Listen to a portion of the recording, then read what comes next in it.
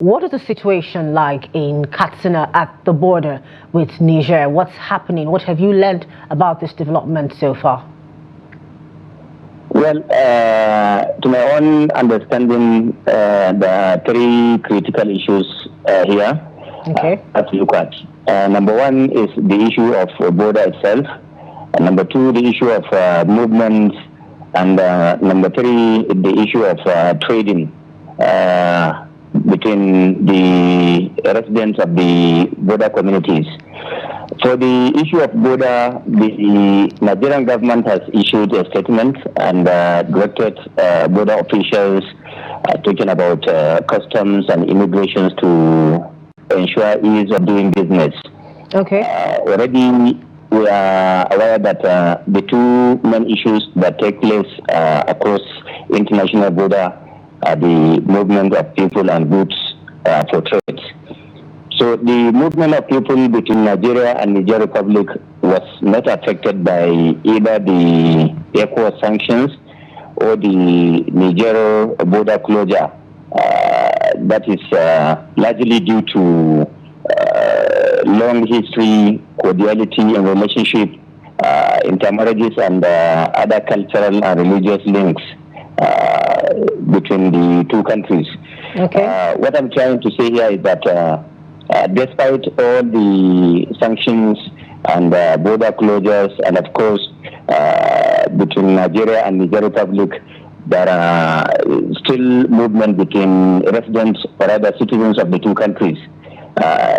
Trading which involves everyday buying and selling by the residents of the border communities was also not affected that much, because people, especially from Niger Republic, cross into the Nigerian border communities, buy and sell goods almost on daily basis. But when you talk about the formal trading transaction, that is where the problem lies, because at the moment, Niger border with Nigeria remain closed, and that may be subjected to further bilateral communications.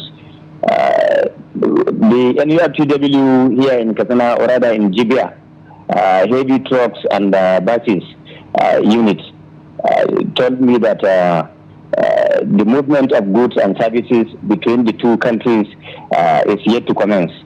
They are also assuring that people movement from Nigeria to Niger, from Niger to Nigeria, that one is intact and without any hindrance from both countries. But many residents are saying the border opening by the Nigerian authorities is coming at a time when its impacts may hardly be felt by the Nigerian people. This is due to continuous devaluation of the naira. If you look at the exchange rate, you will agree with me that the opening of the border may only be of benefit to Nigerian citizens more than the Nigerian citizens. Even at the moment, they do cross with little amount of money and buy huge goods. But many Nigerian traders cannot bear that because of the exchange rate. And that is the situation at the moment. All right, you've given us quite a lot there. And if I understand you correctly, movement was not really affected by the border closure as announced by the government a few months back.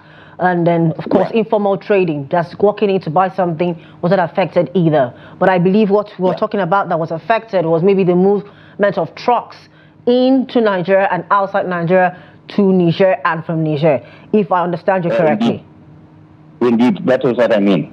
So now, this is happening. Of course, we know that trade business is important for things to go well for the ECOWAS region. Now, what are the authorities saying regarding this non-responsive move from the Niger military government?